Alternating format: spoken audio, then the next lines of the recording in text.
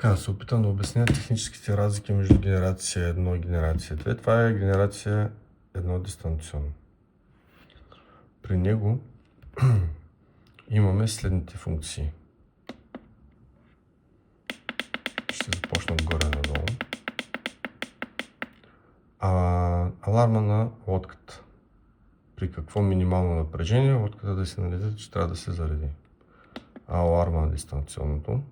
Запазване на разстояние. Запазване на разстояние, с него може да определите на колко метра от точката лодката да спре да се движи, използвайки енергията, тя да достигне точката. Съответно, вие си избирате дали да използвате джойстика надолу, за да я задържите върху място, където е спряла, т.е. бихте намалили това число или не.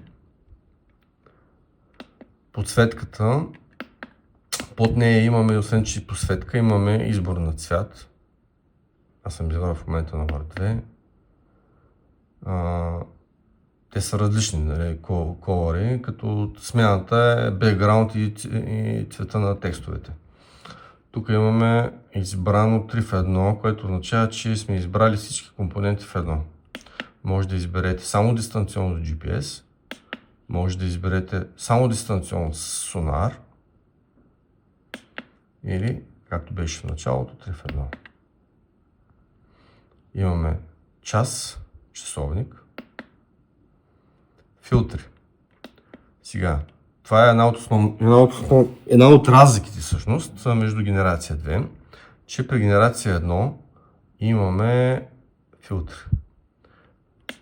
По принцип сме избрали филтър 1, те са до 4 без филтър общо. Така. Като разликата е в цветовата гама. Ние в нашото ръководство сме разписали филтър 1. Така. Всеки се чувства свободен, може да пробва съответно различните филтри, да се опита да разбере кое какво е. Имаме чувствителност на рибата. При едно показваме всички размери риба, а при номер 4 показваме само най-големите. Като това е другата разлика между генерация 2, като при генерация 2 това число стига до 10. После имаме избор на юнита, който показваме в метри, работим тук. Може да се смени, ако някой иска да си го смени. Така, финна настройка посока. Какво имаме тук? Тук имаме възможност за смяна на джойстика отляво в дясно. Съответно, ако искате в дясно, изберете дясно или ляво. Окей, за потвърждение. Сега, тук имаме Power Free и Power Hold. При Power Free режима на Cruise Control не е изключен, при Power Hold не е активиран. Ще го активираме. Това го прескачаме. Това също. Така. Имаме местоположение. Това е риболовното място, на което ловим. Съответно, те могат да бъдат, те са от 1 до 30, като под всяко риболовно място имаме 30 точки. Може да запазваме. Канали. Така, продължаваме напред.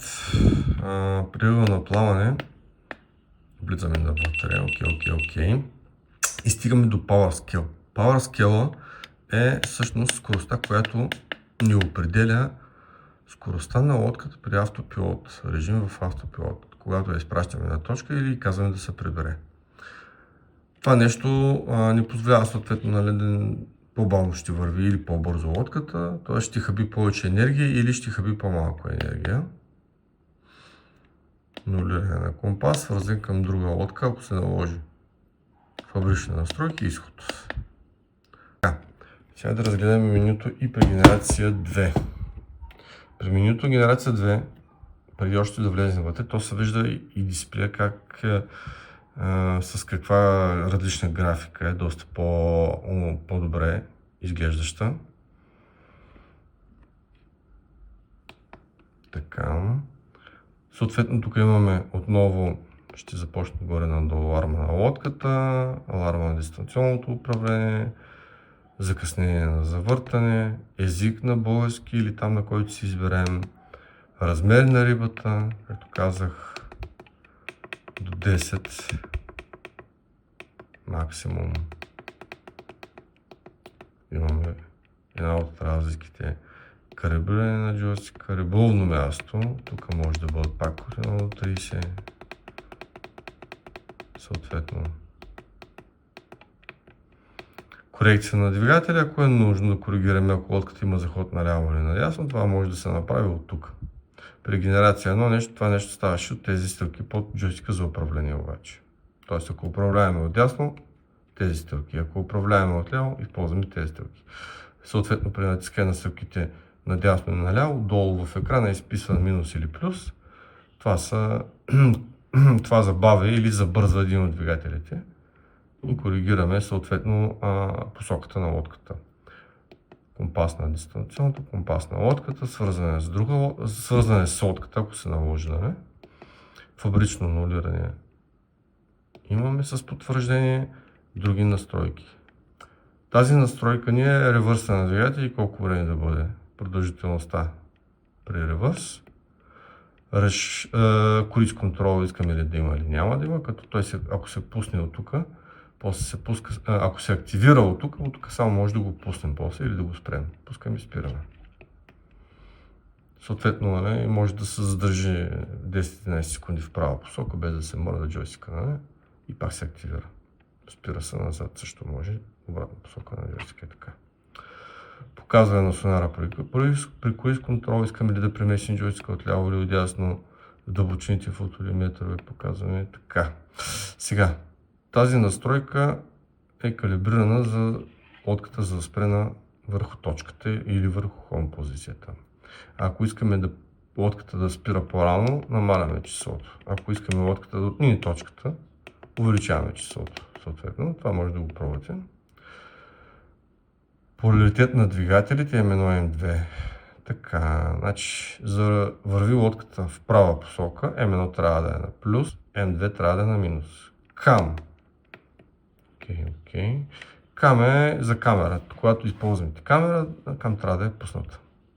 Тоест на плюс, иначе е минус. Това е скоростта на цялостната скорост на лодката.